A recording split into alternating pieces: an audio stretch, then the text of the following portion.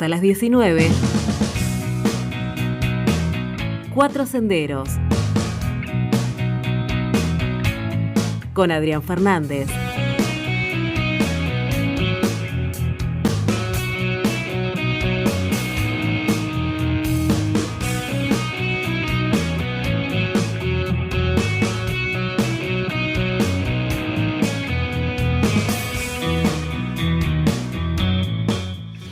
Hora 17 en la República Argentina. Para vos que nos estás escuchando, vayas a ver desde dónde, te lo digo despacio, 27 grados la temperatura en San Martín de los Andes. 27 grados en este miércoles 2 de noviembre.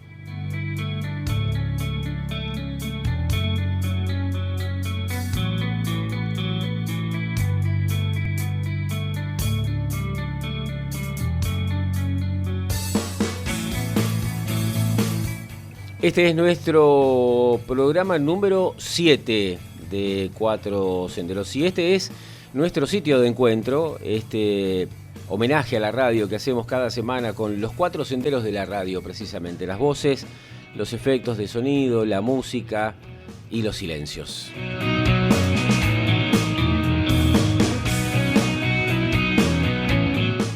Un espacio donde vamos a compartir desde ahora y hasta las 19 canciones con historias e historias con canciones, donde vamos a compartir también un espacio con Belu Fernández, una de nuestras columnistas. Vamos a abordar con ella los espacios desde la perspectiva de género, un ámbito, un diálogo, una columna en el programa que junto con la columna, con el espacio de Leo Oxman, tienen mucha difusión, no solamente entre quienes nos escuchan en este momento, sino también entre quienes nos siguen durante la semana a través de las redes sociales.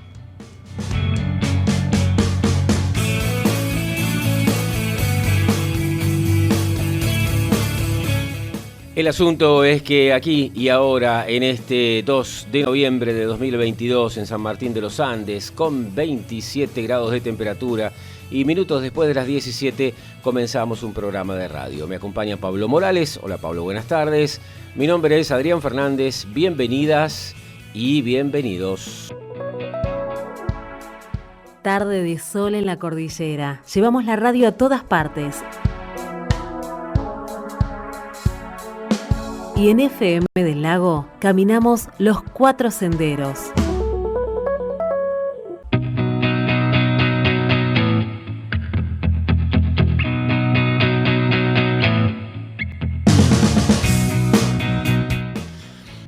Actualizamos la temperatura en San Martín de los Andes, 26 grados en este momento. Momento de agradecer a quienes nos saludan y nos siguen, ya sea en este momento, en vivo, así como nos estás escuchando por la FM del Lago 102.5, o quienes nos siguen también a través de nuestro canal de YouTube, o de Facebook, o Instagram. Nos podés encontrar como Cuatro Senderos SMA. Ahí compartimos los principales momentos de cada emisión, las entrevistas, las columnas, las historias. Gracias a todas y a todos. Solo por nombrar a quienes nos acompañan cada semana, bueno, saludos a Moy, a Fermín, a Gustavo, a Eduardo, que también es un fiel seguidor de este espacio, a Gladys, Claudia, a Salva. Bueno, gracias a todas y a todos.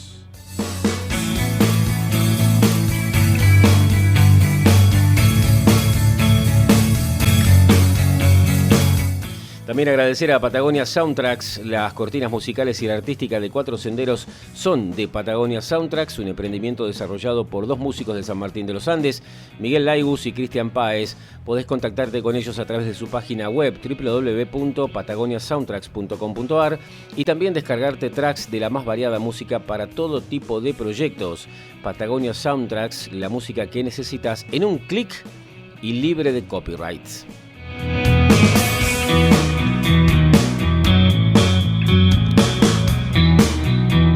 Agradecer también a Giselle Rivalov, la voz de las piezas artísticas de este programa, a Pato Fernández, que está dándonos una mano siempre con las redes sociales, así que gracias también a ambos. Primavera 2022.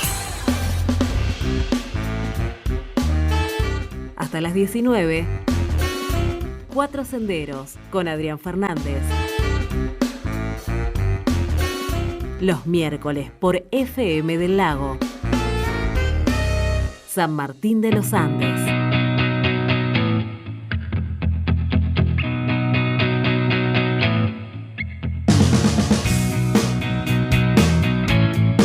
Ya estamos charlando con nuestro invitado cuando pasaron 19 minutos de las 17 en la República Argentina, en esta tarde, en este miércoles 2 de noviembre.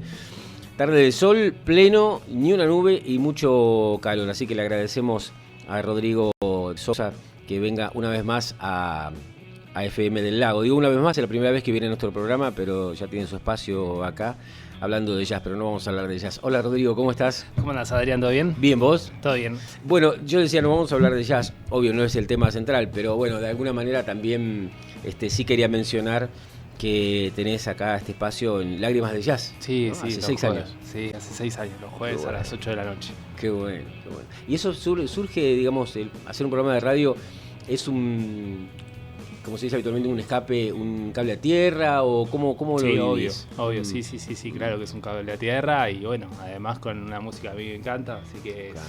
es doble placer Ujú. estar en la radio y escuchando música que a mí me gusta escuchar. Qué bueno, está bueno. Lo de cable a tierra también tiene un sentido, porque bueno, se trata también de charlar un poco con vos sobre esto, cómo podemos entre todas, todos y buscar nuestros propios cables a tierra, sobre todo en el área de salud mental, que de eso vamos a estar hablando, y abocado especialmente a las escuelas medias. ¿Y por qué digo esto? Bueno, Rodrigo es psicólogo, es jefe de salud mental territorial, es un Así ámbito donde te toca coordinar, me decías recién en lo previo, todo el área de salud mental de los centros de salud. De los centros de salud, ciudad. exactamente, y del área rural. Ajá. Son 7 centros de salud y el área rural, así que estamos coordinando el trabajo de los equipos de salud mental que están distribuidos en el territorio. Bien, bien. Y me decías que en coincidencia también con la inauguración del nuevo edificio del hospital, bueno, también hay una reformulación, digamos, del concepto de salud mental. Es lo que hasta ahora conocíamos como el área de psicosocial. Exacto, sí, Ajá. sí. Bueno, nosotros para adentro fue un gran debate porque incluso antes de la pandemia el equipo de psicosocial, así como se llamaba antes, lo conformaban menos o ahí cerca de 10 profesionales.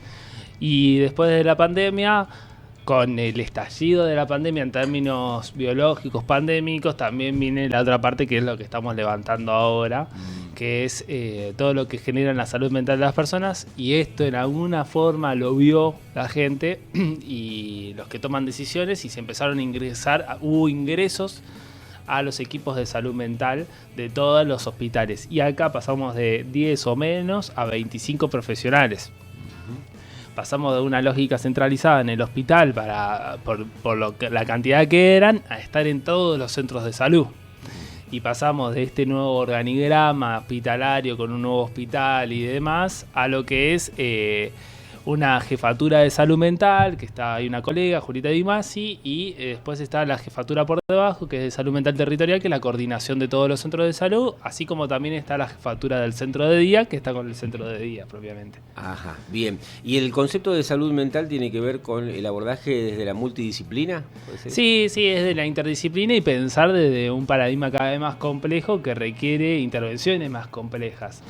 Son intervenciones interdisciplinarias, intersectoriales, integrales. Esa es la lógica, digamos, que es el nombre de salud mental no es el nombre de un servicio, sino que es el nombre de un nuevo paradigma que viene a instalar desde hace un tiempo, acá en Argentina, afianzado con la ley de salud mental, pero desde mucho antes viene a plantear que esta problemática que estamos viviendo en algunas personas focalizadas, en realidad es una cuestión comunitaria, social, que tiene resonancias en la subjetividad de cada quien. Evidentemente mucha gente va a necesitar terapia, etcétera, pero hay una crisis social que levanta esto, y si nosotros singularizamos la problemática social, entramos en nuestro propio tropezón, digamos. Entonces, pensar desde la salud mental es pensar que no solamente es el nombre de un servicio del hospital, sino que también es desarrollo social del municipio, que también es la escuela media, que también son las organizaciones como Cedronar, como Vientos de Libertad, etcétera, de un laburo conjunto y buscando un objetivo común, que es mejorar la calidad de vida de las personas.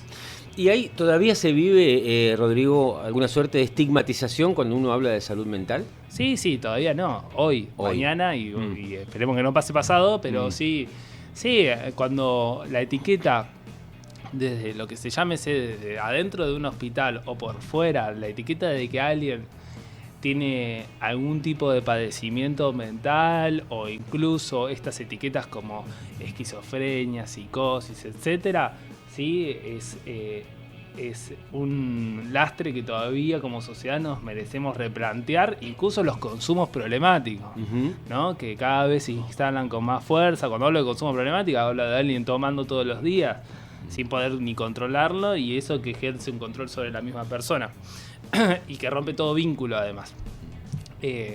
Todo esto que son problemáticas de la salud mental, en realidad no son problemáticas, de nuevo, no son problemáticas singulares.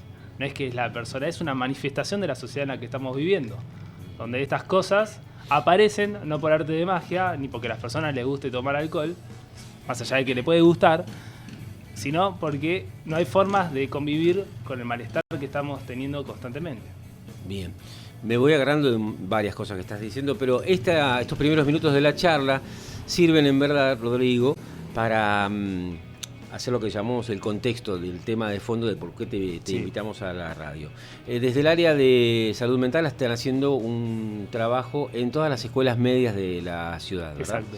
Entonces yo quería hablar puntualmente de eso y ver desde qué manera se aborda la problemática de la salud mental en las escuelas medias.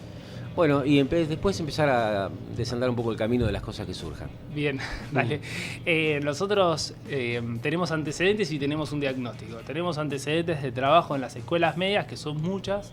Gente que ha trabajado con La Redonda, en las jornadas de buen trato, espacios en escuelas de mesas que han funcionado durante años, mesas de salud integral que han funcionado durante años y años.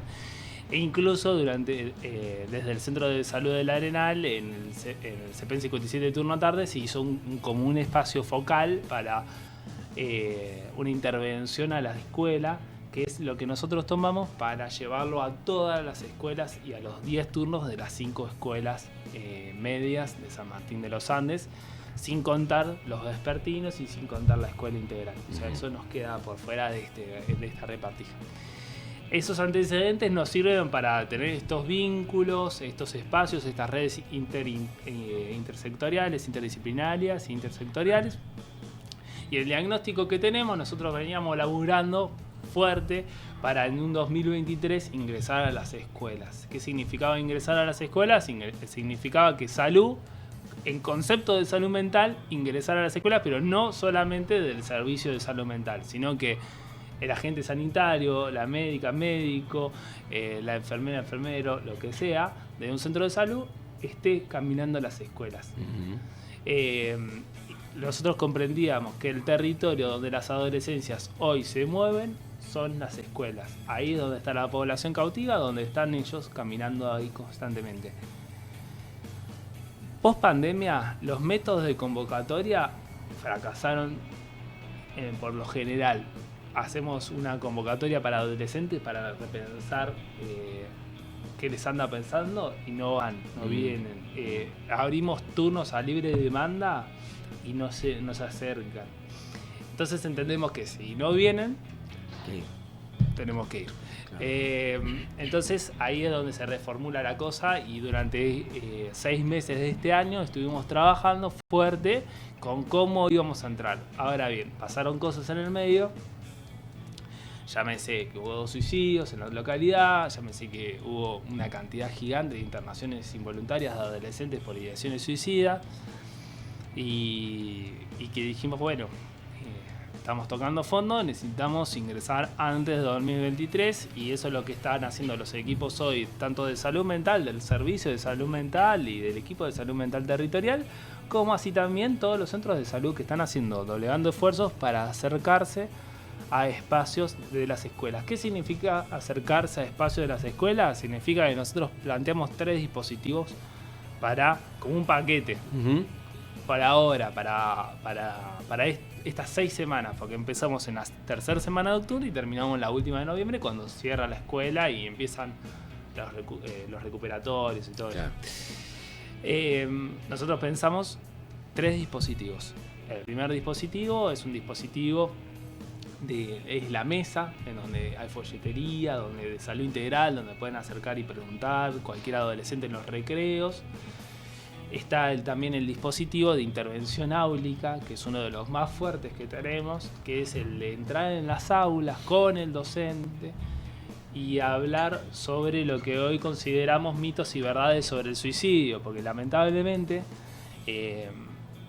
no hablar del tema tampoco es muy beneficioso. No solucionó nada. No solucionó nada durante años. Y digo, no solucionó porque era, para los profesionales, imagino, pero sobre todo para los medios o la comunidad en general, era no solamente un tema tabú, sino un tema de guarda, no lo tratemos, no lo digamos. No solamente no solucionó, sino que empeoró, digamos. Entonces, creemos que hay que hablar de esto y consideramos que San Martín de los Andes, no estamos hablando de Neuquén ni una gran urbe como Buenos Aires, todas las adolescencias acá más o menos se conocen y transita esto que está pasando. Entonces nos sentamos en las aulas, rompemos la estructura áulica tradicional, armamos dinámicas para pensar mitos y verdades sobre temas de suicidio. Y laburamos con los pibes y pibas para ver de qué manera ellos piensan esto que está pasando, que sean la voz de lo que está sucediendo. Para que te des una idea, hoy estamos en la tercera semana de las intervenciones del programa de intervención de abordaje integral en las escuelas medias y llevamos en las aulas habiendo hablado con 800 chicos. Para nosotros es un montón, digamos, llegar a 800 pibes que nos escuchen, digamos. Uh-huh. Después estará quien no presta atención y demás, pero todos algo de esto se queda, digamos. Uh-huh. Esa es la segunda pata, que es una de las más fuertes y de las que más propiciamos, digamos. Y después también tenemos un espacio de escuchas singulares, que es ir a las escuelas con la asesoría de cada turno y alguien del equipo de salud mental o de enfermería o del centro de salud que le haya tocado esa escuela, pone a un profesional para escuchar a adolescentes y ver cómo puede acompañar. No es terapia, no es un tratamiento psicoterapéutico, pero sí es un lugar de escucha amorosa. Y que creemos que la escucha amorosa, llámese que lo haga un psicólogo o que lo haga alguien de gestión de pacientes o un agente sanitario, soluciona el 80-85% de lo que estamos teniendo. Solo una escucha amorosa. Solo la escucha amorosa. Sí. Es tremendo. Es tremendo.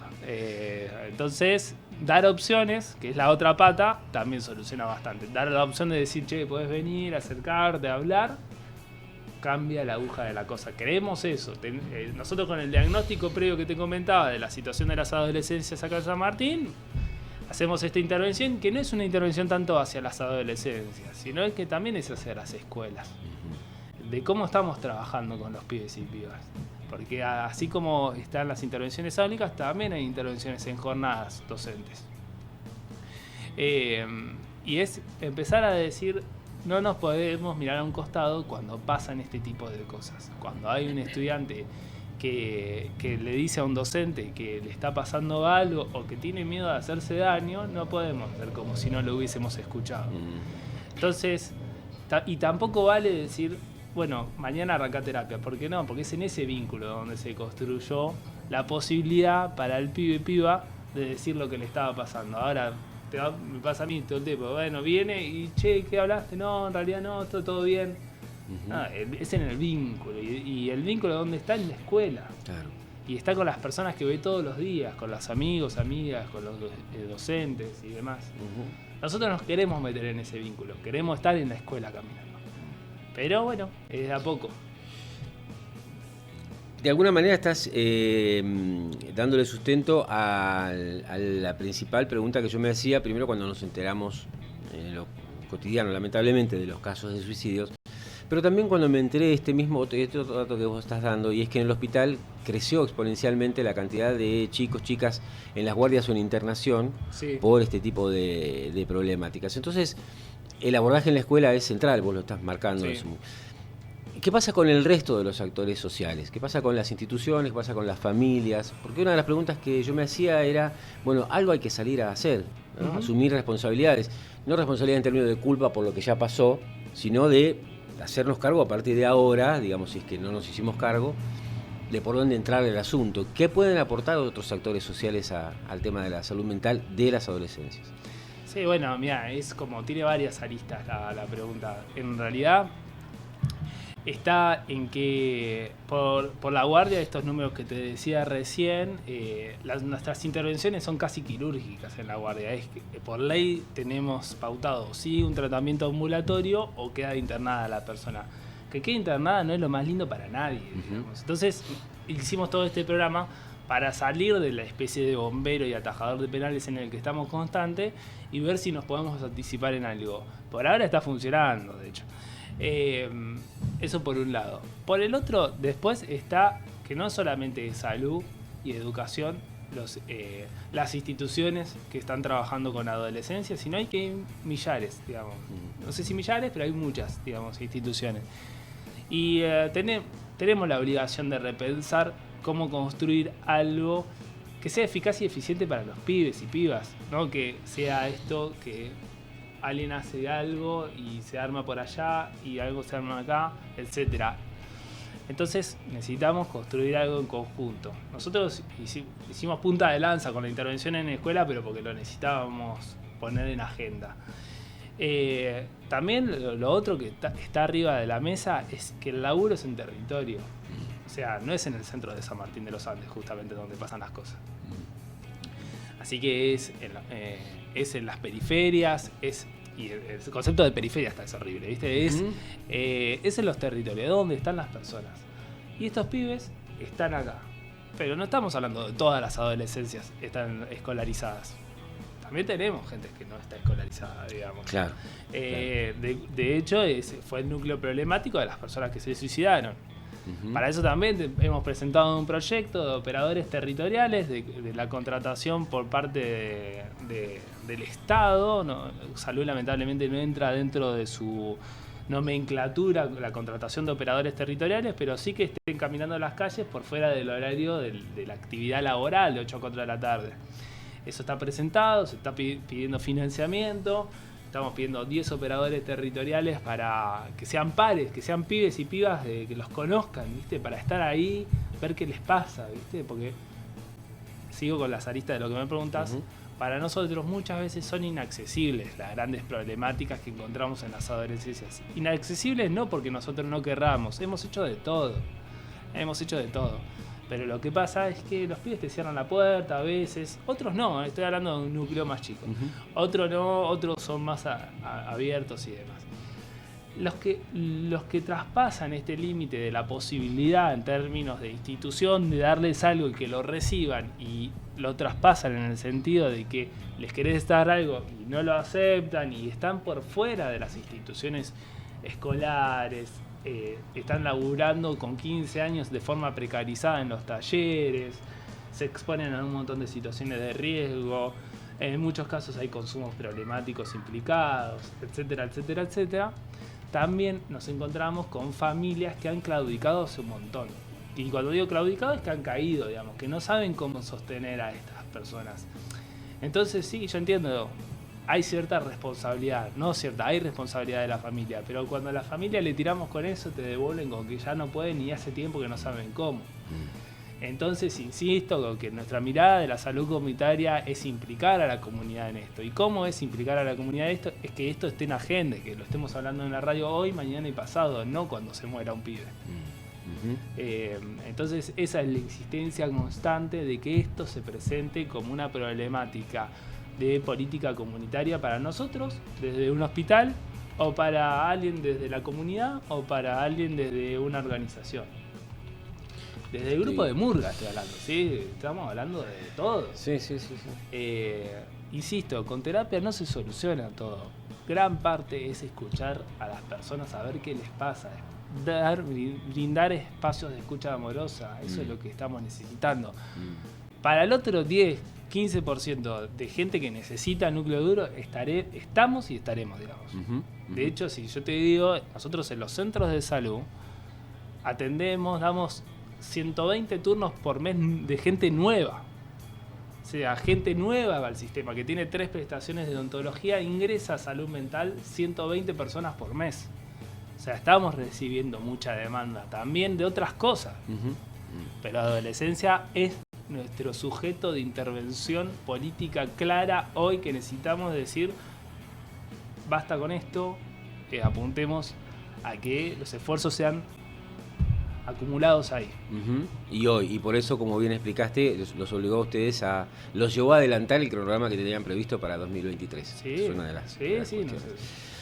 Tengo muchísimas preguntas, pero en todo caso, lo que podemos hacer, Rodrigo, no se hace esto de comprometer al invitado, digamos, al aire en el momento, pero sí me gustaría, cuando termine este proceso, dijiste comienzos de noviembre, por ahí, finales de diciembre. Finales de noviembre, principios de diciembre. Claro, pues en principios de diciembre darte otra vuelta y ver qué cosas les dejó en limpio esta experiencia, que es fenomenal, es súper abarcativa, como vos describías. Y mientras tanto, tomo nota de estas dos cuestiones que vos mencionabas recién, ver el tema de la salud mental como una problemática comunitaria y también lo de la escucha amorosa. Me parece que por ahí, por lo menos para los que no estamos, digamos, en el equipo y simplemente, bueno, ahí transitamos como podemos esta cuestión, esta problemática, bueno, agilizar un poco más todavía el tema de la escucha amorosa. Sí, vamos por eso. Gracias, Rodrigo, por la visita. Vos, un placer. Te agradezco un montón. Gracias. Rodrigo Sousa es jefe de salud mental territorial del Hospital Ramón Carrillo, digamos, zona sanitaria cuarta. Lo último que te quería preguntar, este proyecto que vos decías que estaban presentando, ¿de cuál de todos? El último, para ampliar, digamos, la cantidad de este trabajo territorial que ustedes tienen pensado. ¿A dónde lo presentaron? ¿Su proyecto al área de salud? No, en realidad está presentado en salud y está presentado en todos lados. Está bien. Hay una mesa que se ha juntado para discutir los temas de los suicidios, se ha presentado por ahí, se ha presentado a través del Ministerio de Desarrollo Social, que creemos que es el que más rápidamente puede generar las condiciones económicas para vehiculizar el pago de estas personas. Nosotros a estos chicos y chicas que te digo que queremos que se formen como operadores territoriales, ya los tenemos formándolos en otras cosas. Claro. O sea, es cuestión de que nos digan, tenemos la plata, ok, listo, vamos. Y empezamos a armar agenda y armamos estrategia. Tenemos equipos de ciencias sociales pensando cómo cambiar un poco, meter un pulso diferente, ¿viste? Si no, vamos a seguir siendo bomberos y nunca nos va a alcanzar. Se va a hacer un tema. Está presentado en todas las mesas donde se discute salud mental en San Martín de los Andes, lo del tema de operadores territoriales. Defensoría del Pueblo, Defensoría de la Niñez y de la Adolescencia, Desarrollo Social, Subsecretaría de Infancia y Adolescencia. Gracias, Rodrigo. Hasta la próxima. Rodrigo Sousa acompañándonos en esta tarde, 17:42 en la Argentina.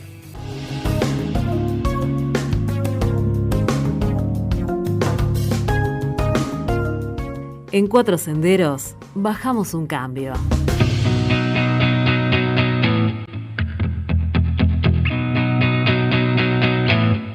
...17:47 en nuestro país, 27 grados la temperatura, sigue siendo la temperatura en San Martín de los Andes. Un saludo muy especial a Daniel Tórtora, que estás escuchando, bueno, charlando un poco también recién de la canción de Amy Winehouse que poníamos casi en el comienzo, y también el otro tema que escuchábamos, que es la versión de Juntos a la Par de Adrián Otero. Me recordaba a Daniel que Adrián Otero le puso la voz en las canciones en la película de La locura de Isidoro. Yo no me acordaba. Daniel es un hombre muy, muy avesado en esto de recordar cosas, y bueno, ahí estaba con este dato de Adrián Otero, un personaje de Adrián Otero precisamente con esa voz tan particular y esa forma de interpretar el blues. Fuerte abrazo, Daniel, gracias.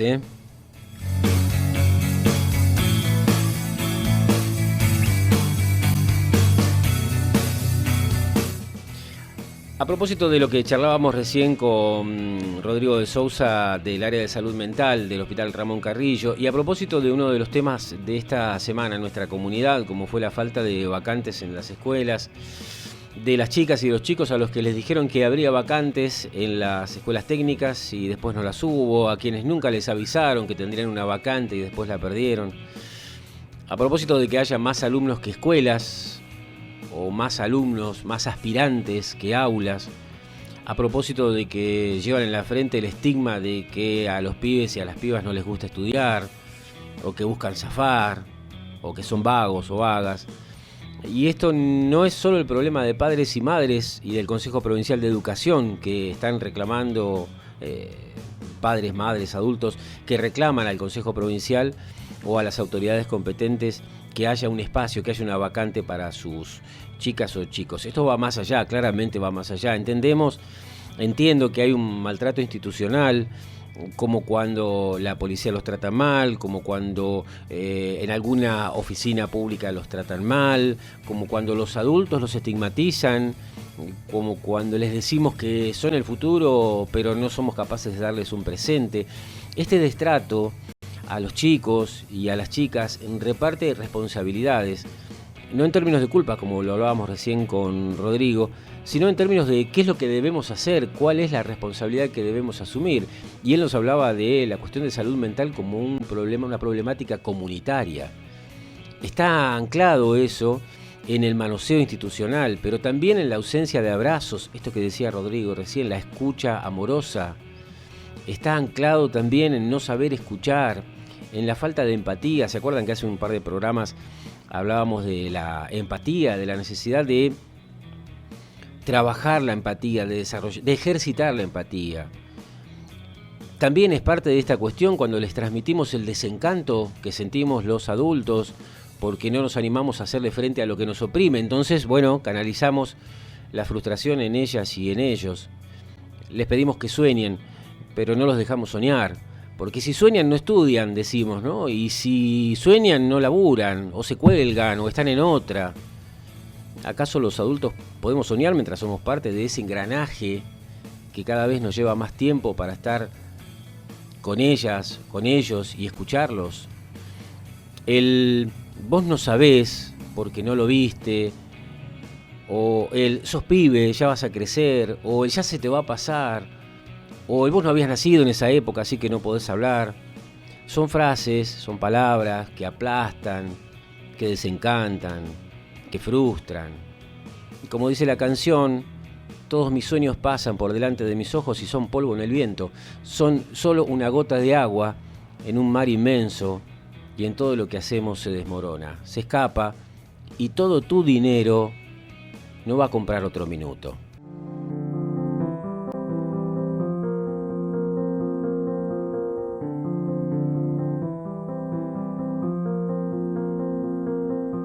Música, voces, efectos y silencios.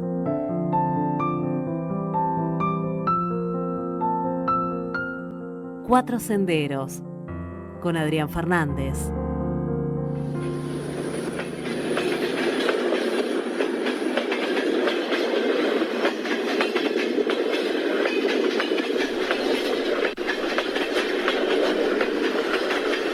El gavilán tenía en el pueblo fama de bolacero. No mentiroso ni chanta, categorías aborrecidas por muchos, sino bolacero. Creaba o exageraba historias sin fines de lucro solo para el divertimento de quienes lo escuchaban. Cierto día, en el bar frente a la estación deshabitada, nos contó la historia de Apichela, el hijo del último jefe de la estación.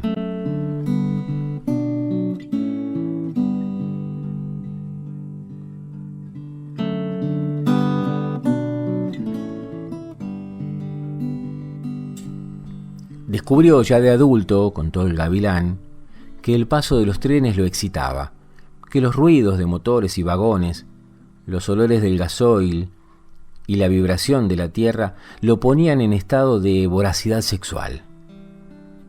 El primer antecedente remite a una madrugada en el Hotel Latinoamérica, que está pegado a las vías.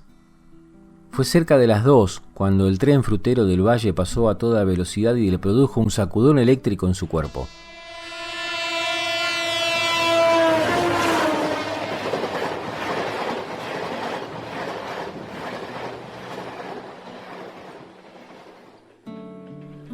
No era fácil dar crédito a lo que nos contaba el gavilán, hasta que se puso serio y con voz de académico en un oratorio lo resumió así. El fenómeno volvió a suceder a las 6 de la mañana con el tren de Tandil. aunque aquella experimentación sufrió un leve revés una hora más tarde con el de Bahía Blanca, porque Apicella se había quedado dormido. Su prueba de fuego fue al día siguiente, cuando el frutero de las 2 de la madrugada, el tandilero de las 6, el Bahía de las 7 y hasta el zapalero de las 11 dejaron su impronta en el Hotel Latinoamérica. No hubo estadísticas que certificaran la hazaña, pero sí se supo que Apicella prefería sus encuentros amorosos de acuerdo a los horarios vigentes de la línea Roca, una hazaña que hubiese resultado difícil de concretar en las zonas urbanas, donde los trenes pasan cada 10 minutos y a veces menos.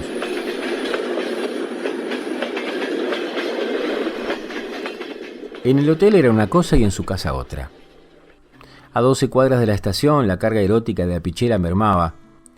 Los trenes seguían pasando, pero las paredes ya no vibraban y la nitidez del sonido estaba supeditada al viento y a las nubes bajas. Incluso los días de huelga de ferroviarios prefería mirar la televisión. Desde la cama del hotel reconocía el paso de los trenes de pasajeros y los de carga, los que tenían muchos vagones y los más cortos, los que iban cargados, los que volvían vacíos, los expresos y hasta las zorras de vía. Incluso para su ímpetu, no era lo mismo una locomotora de 1800 HP que una de 2200, ni un vagón cortito de 2 ejes que un tanque de 4. Rara vez algún tren pasaba con 2 locomotoras y más de 60 vagones, pero supo ocurrir. El caso estaba en las reuniones de amigos y en las charlas de vereda, en los despachos del municipio y hasta en el programa más escuchado de la radio, que sin nombrarlo, hacía referencia a un vecino que se volvía indomable con el paso de los trenes. Ya con su tercer matrimonio, Apicella sacó un crédito hipotecario y se compró una casa a una cuadra de las vías, pero sobre calle de tierra y bastante lejos del pueblo. Todo anduvo bien hasta que comenzaron a escasear los trenes.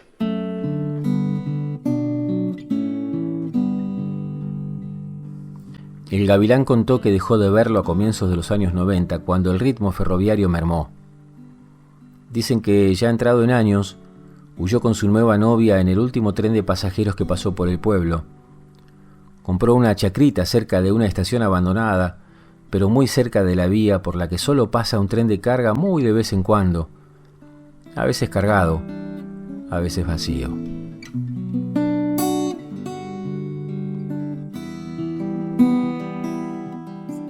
Cuatro Senderos, homenaje a la radio. En tus ojos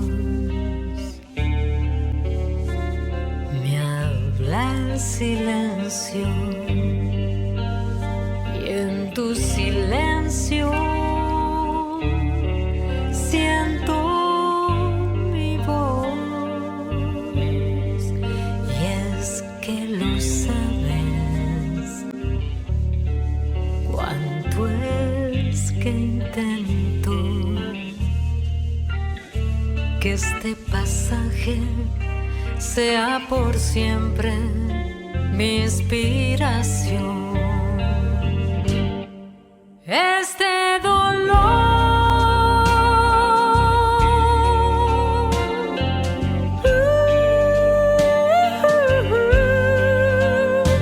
que se estremece entre furia y desazón, como un desgarro que amanece sobre mi pecho y se detiene en cada ocaso de tu frágil respiración.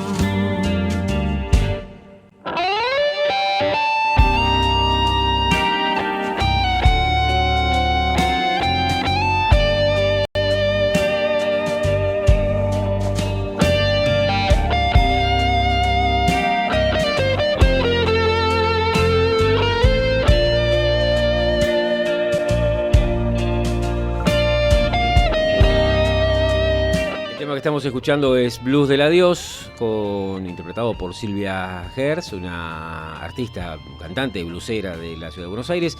Y el tema que escuchábamos de fondo, mientras compartíamos el relato, es Escena de un recuerdo del músico Juan Pablo Ferreira, hombre de Dique, Luján, en la provincia de Buenos Aires.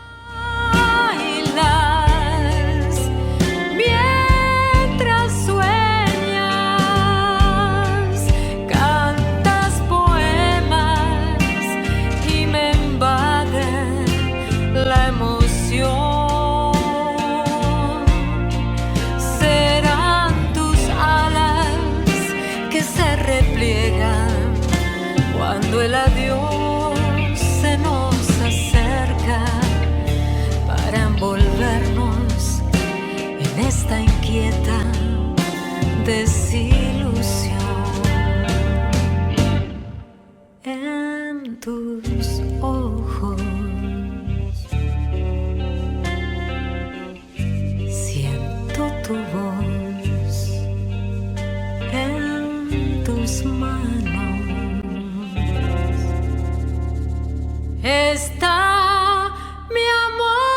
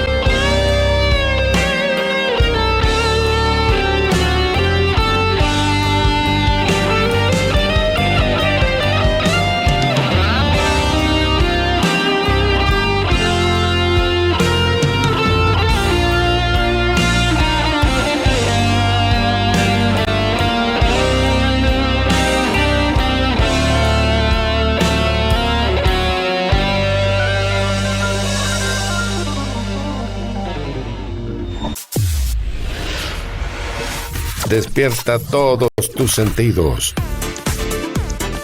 Contáctate con nosotros donde estés. Teléfono 420-888. Temporada de primavera 2022. Cuatro Senderos. Nuestro punto de encuentro.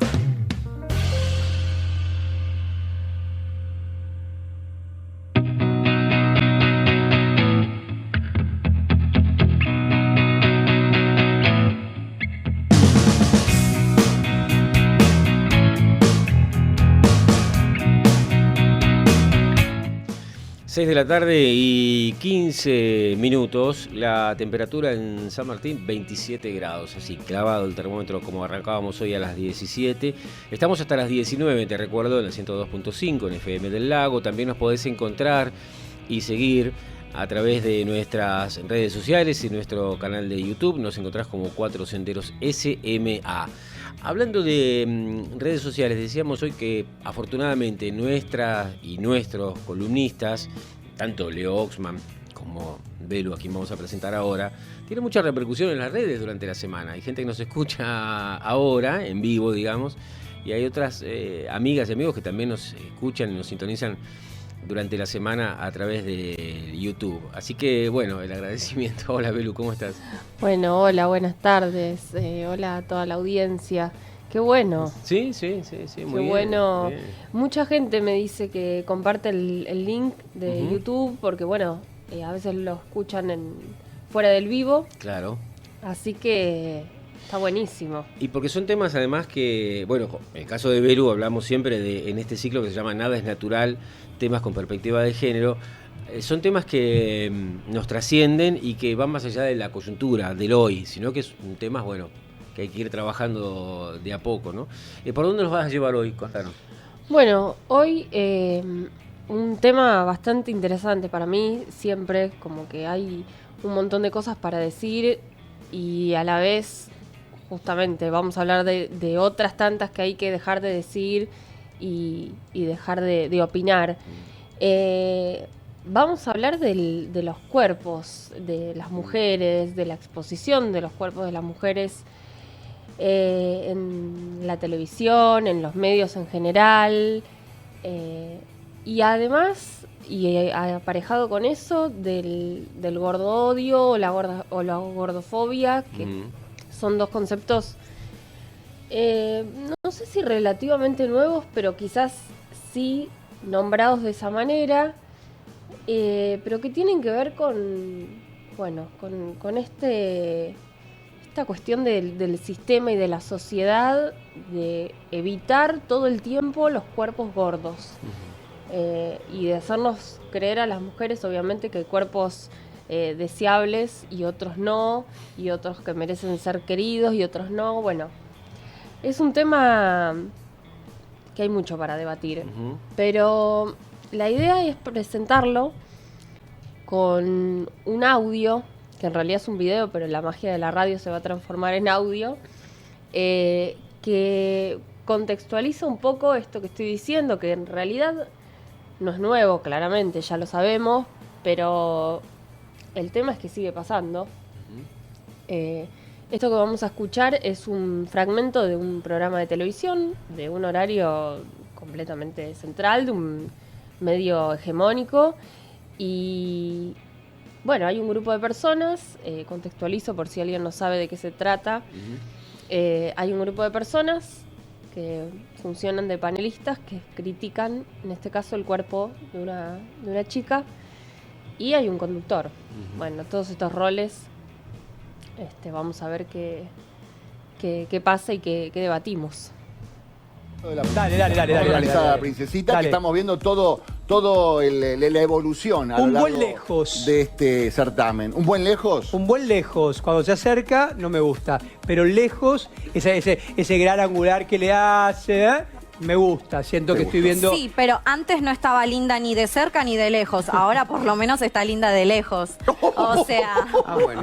me gusta. Mejoró. Algo es algo. El bombardeo de Kiev. Qué se billete. llama. Algo es algo. Sí, algo es algo. Ahora por lo menos se ve bien de lejos. Sí. Claro. Está Capaz bien. que en un futuro progresa y de Tiene- cerca también la vemos linda.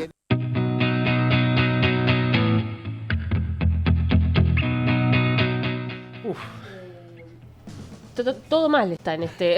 En Está esto, todo mal. 36 segundos, Pablo. 36 segundos de cosas nefastas. ¿Por dónde empezar? Yo anoté primero algunas frases como me gusta, tiene un buen lejos, puede progresar. Bueno, primero el rol de quien conduce, que es la persona que, si en algún momento sucede algo que está fuera de control, debería poder poner un parate y decir, paremos un poco. Evidentemente no sucedió porque, bueno, hay una complicidad, esto que hablamos muchas veces de la complicidad machista. Y después decir que entre esas voces que se escuchan, claramente hay una mujer, que es, no sé si de las cosas más tristes, porque bueno, es una mujer criticando el cuerpo de otra mujer, y como siempre desde un lugar de privilegio, de hegemonía, de bueno, esta chica, yo que vi el video, es una chica que podría responder a parámetros de cuerpos hegemónicos, en términos de distintas cuestiones de piel, de pelo, de peso. Así que bueno, Los aplausos y Los las risas, ¿no? aplausos, Al fondo sí. también. Sí, Semejante sí. desacierto. sí, todo. A ver, ¿y esto qué entonces, Belu, qué nos viene a decir? Porque como vos aclarabas, esto es un ejemplo, no es la idea quedarnos solamente en esto. Ojalá pudiéramos quedarnos Sí. en esto porque diríamos, bueno, son extraterrestres que se pusieron a hacer un programa de televisión. Pero en verdad nos está mostrando otra cosa, y es la naturalidad, me parece, con la que se tratan estos temas, ¿no? Sí, la naturalización, estos discursos que transmiten los programas, este tipo de programas, que son discursos también de odio. Ahora en un ratito voy a mencionar a Luciana Pecker, que es una periodista que tiene mucho trabajo en perspectiva de género y que habla de la palabra odio en relación a esto que digo. Pero bueno, como vos decís, no es debatir por qué sucede esto, porque en realidad sabemos por qué sucede, pero sí ponerlo en discusión porque sigue pasando y porque tenemos que seguir renegando con estas cosas. Que me parece que en un punto quizás habíamos creído que ya estaban fuera del debate, y bueno, no, al parecer no. También quizás estarán pensando en la situación del doctor Cormillot el otro día, cuando habló sobre los cuerpos también gordos y sobre esto del si son deseables o no y qué merecen o no. Bueno, y uno de los varones que se atreve a decir qué le gusta y qué no, ¿no? No sé si escucharon que dice, de cerca me gusta, tal cosa me gusta. Sí. Bueno. ¿Y por qué traes el nombre o el trabajo que hace Luciana Pecker en esta historia? ¿Dónde encaja o cómo se produce ese entramado del odio y por decirlo de alguna manera, este culto por los parámetros de la belleza? Bueno, ella dice que la cultura hegemónica es la frustración de todos los cuerpos, ¿no? Porque también lo que dice es que quienes responden a esa hegemonía, si se quiere, porque obviamente que existe, también pagan un alto precio. Porque bueno, hay que mantener esa hegemonía y todo el tiempo estar pensando en qué pasa si en algún momento mi cuerpo cambia, que es lo lógico y lo esperable. Y ella dice, ¿por qué nos odiamos? ¿Por qué no dejamos de odiarnos? Dice, la historia de la humanidad ensalza la belleza femenina, no para adorarla, sino para generar odio. A las que entran en los parámetros de belleza y a las que no entran. Porque las que entran pagan un alto costo en el camino. Y decidimos hoy que opinar sobre los cuerpos es violento, es violencia. Por eso yo hago hincapié también en quien conduce, que debería haber puesto un freno, porque estos son discursos de odio y de violencia, y opinar del cuerpo de los demás, y en este caso de las demás, porque, bueno, siempre son las mujeres las más afectadas con esto, la verdad es que es bastante denigrante. Entonces lo que plantea Luciana, por lo que vos estás contando, es que la mirada hay que ponerla no solamente en por qué surgen estos discursos de odio a partir de esta estigmatización o este culto de los cuerpos, sino también en todo ese proceso que las propias personas que se burlan o generan esa mirada tan perversa sobre el cuerpo ajeno, también tienen un padecimiento como es el hecho de pertenecer a ese universo, digamos, de cuerpos bien cultivados, bien trabajados, Sí. digamos, Sí, y de hecho también en un momento en el audio la chica esta que opina dice que puede progresar. O sea que hay un ideal al que debería llegar una mujer, porque lo otro no es esperable. Claro. Ese cuerpo no hegemónico que tiene que ver con un sobrepeso o con una gordura es repudiable. Y el juicio es, como yo digo, no sobre las elecciones que cada persona tiene, que si me gusta hacer actividad física, ejercicio, cuidarme o no, sino sobre quienes nos hicieron creer que es un sistema, una cultura, una sociedad, nos hicieron creer que hay cuerpos que merecen ser amados o queridos o besados o tocados y cuerpos que no. Porque hay palabras que son muy dolorosas, que tienen que ver con el asco y con la repugnancia, y me parece que eso es lo que hay que debatir, ¿no? Y no aparece solamente el canon del peso en los cuerpos hegemónicos, que bueno, en este caso es el tema que nos convoca, pero sino otros que tienen que ver con el pelo, con el color de la piel, con las marcas, ya sean arrugas, estrías. Hay también un activismo interesante con las mujeres de otras edades, porque pareciera ser que hay que taparse las canas, taparse las arrugas, no hablar de la menopausia como si fuera... Y me parece que eso, bueno, también es interesante. Y yo me enojaba un poco el otro día porque, bueno, hay chicas referentes o influencers que comparten en las redes sociales, ya sea rutinas de belleza o propuestas que tienen que ver con lo estético, con productos de costos altísimos. Entonces también hay una discriminación en cuanto al poder adquisitivo. que uno dice, bueno, pero yo si no tengo plata para tal crema, bueno, sí, una lo puede decir, pero en esto del discurso para todas, me parece que no está bueno ni que las adolescentes ni que las mujeres consumamos estas cosas, ¿no? Que nos hacen creer que tenemos que pagar determinada crema para tapar además una arruga o para... Porque una cosa es querer sentirnos bien y otra cosa es que nos impongan un ideal. Claro, nos obliguen a algo determinado con nuestros cuerpos o con nuestra forma de comportarnos. Vos en lo previo me decías, Belu, que ibas a rescatar o a hablar de un libro Cuerpos sin Patrones. Sí. No me quiero adelantar en el desarrollo de la columna, pero bueno, capaz que esto viene a cuento también.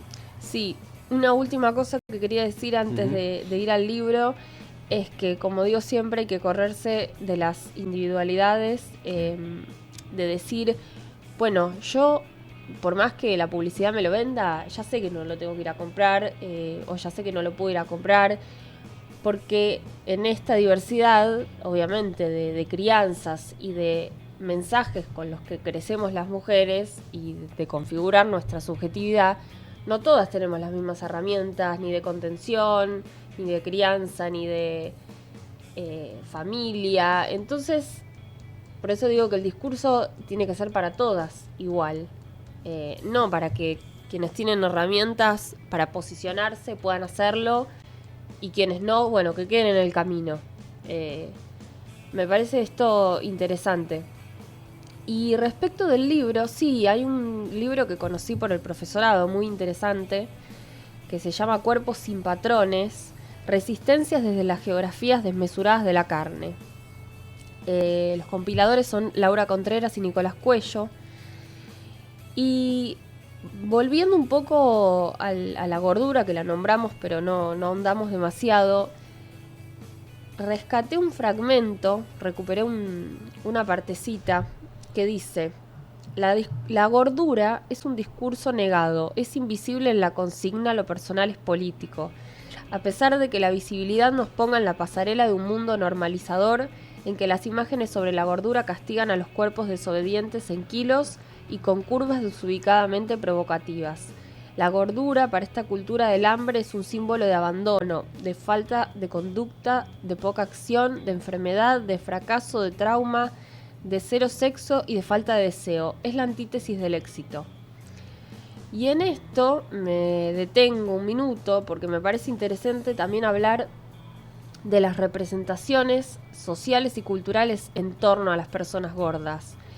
Hay como una especie de mundo que rodea a quienes tienen sobrepeso, que tiene que ver justamente con esto, con laburos no estables. Por supuesto que hablamos de representaciones, ¿no? de lo que en realidad sostenemos de la realidad. De manera redundante. Laburos no estables, dependencia económica, afirmaciones sobre el sedentarismo, sobre la alimentación, por supuesto, porque lo que primero asumimos es que es una persona que come mal, que no hace actividad física, soltería, pero no en términos de elección, sino de soledad. ¿Quién la va a querer así, con el cuerpo que tiene? No es deseable. Exclusión social, vagancia, fracaso social. Bueno, esto me parece que es interesante también rescatarlo, porque es lo que hace que pensemos que ser gorda está mal y que todo lo que hagamos va a ser para no llegar a eso, para corrernos de esos cuerpos que la cultura, la sociedad y el sistema nos han hecho creer que son despreciables. Belu, gracias por estos minutos. No sé si quedó algo pendiente, algo del cierre. Decimos. Una última frase voy a decir, que dice el libro, no es mía, que tiene que ver con que comer es político y que no somos lo que comemos, sino que deberíamos poder invertir la relación y comer para poder ser. Nada, es el libro de, recordame. Sí, recuerdo los compiladores Laura Contreras y Nicolás Cuello, Cuerpos sin Patrones, Resistencias desde las geografías desmesuradas de la carne. Gracias, Gracias hasta a dentro de 2 ustedes. semanas. Nos vemos. Belu Fernández haciendo este segmento como lo hacemos habitualmente cada 2 semanas con perspectiva de género, bajo este lema que termina explicándose con cada una de las columnas, esta idea de que nada es natural.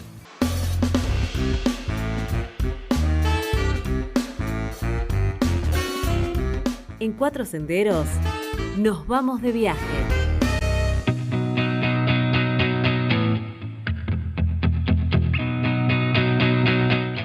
Y en estos viajes que proponemos desde Cuatro Senderos, nos vamos a México. México, que fue y sigue siendo uno de los países más atractivos del continente para artistas de otras latitudes que por diferentes razones se radicaron en esa nación. Sus culturas variadas, su geografía, sus contrastes ideológicos y sociales y su lugar geográfico además en el planeta convierten a México en un sitio muy particular. Esto lo sabe muy bien, por ejemplo, Carlos Fuentes, uno de los mejores escritores de América Latina, que llegó con su familia a México a los 16 años desde su Panamá natal y ahí se quedó en México. Mucho más conocido y reciente es el caso del chileno Roberto Bolaño, cuya obra literaria muestra seres que deambulan por las calles del centro histórico de México. El argentino Héctor Tizón, escritor, un gran periodista, un gran abogado y diplomático, fue agregado cultural en México en la década del 60, cuando comenzó a darle forma a sus primeros textos. Allí Héctor Tizón se vinculó con otros escritores como Juan Rulfo, Ernesto Cardenal, Ezequiel Martínez Estrada, Augusto Monterroso, Tomás Segovia, que por una u otra razón andaban transitando suelo mexicano en esos tiempos. Pero los vínculos entre México y la literatura tienen su máxima expresión en Gabriel García Márquez, que estableció su primera residencia en el país a principios de la década de los 60. De hecho, Gabo escribió allí en México 100 años de soledad y luego alternó su residencia con Bogotá, Cartagena de Indias, La Habana, París y finalmente cerrando el círculo y volviendo a empezar en México. Desde fuera de América Latina pasaron y se quedaron allí en territorio mexicano, entre otros el célebre escritor inglés Aldous Huxley y el poeta francés André Breton, invitado por Frida Kahlo y Diego Rivera en años en que León Trotsky estaba exiliado allí en México. Otro poeta francés, Antoine Artaud, dijo al llegar a México en 1936: «Vine a esta tierra a buscar las bases de una cultura mágica que puede surgir de las fuerzas del suelo indio».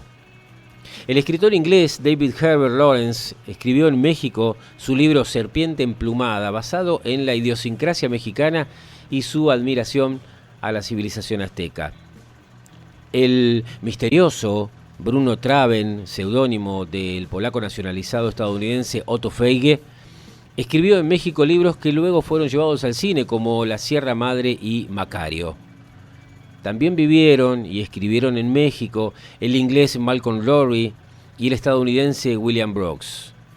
Estos y otros escritores sintieron especial atracción por la mixtura cultural, las expresiones religiosas de lo indígena y lo católico, los movimientos campesinos y la Revolución Mexicana que se inició en 1910.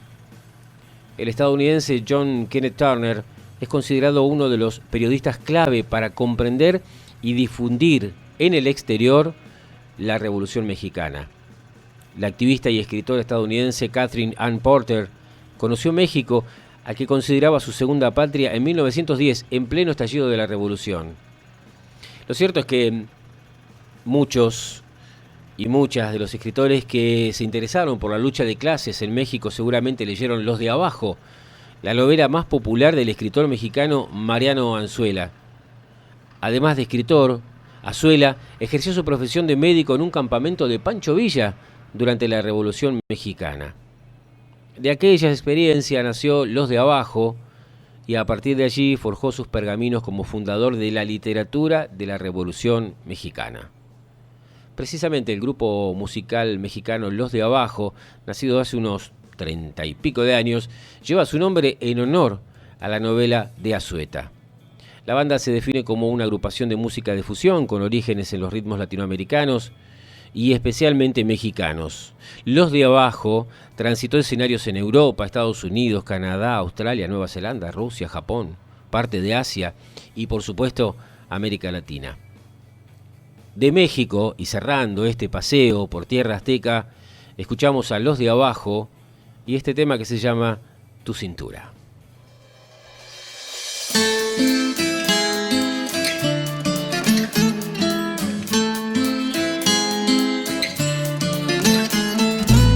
Solo voy con el viento para ver desde adentro.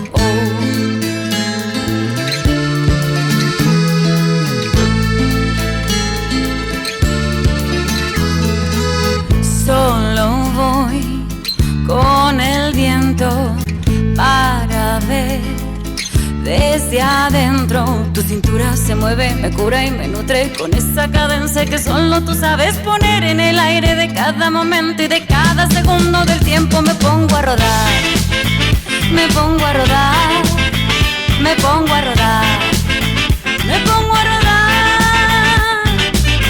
Tu cintura, mi locura, tu cintura, me pongo a rodar y rodar. No hay momento en el tiempo que mis versos de ti se puedan olvidar.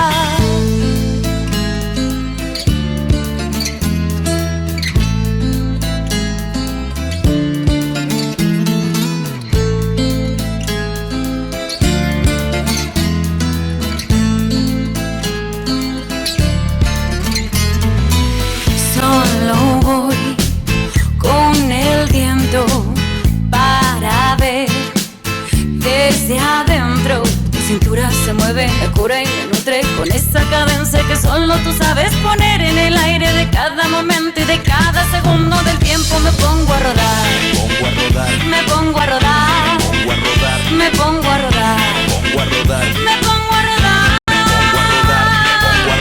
Me pongo a rodar lejos de aquí, me pongo a llorar si me acuerdo de ti. Tú sabes muy bien lo que provocas en mí cada vez que te mueves así. Y es que tu figura llega y me tortura, me trae y me lleva, me eleva la temperatura. Estoy perdiendo la paciencia y la cordura, ardiendo, viendo cómo mueves la cintura. Y solo voy con el viento, atento a tu cuerpo y todos sus movimientos.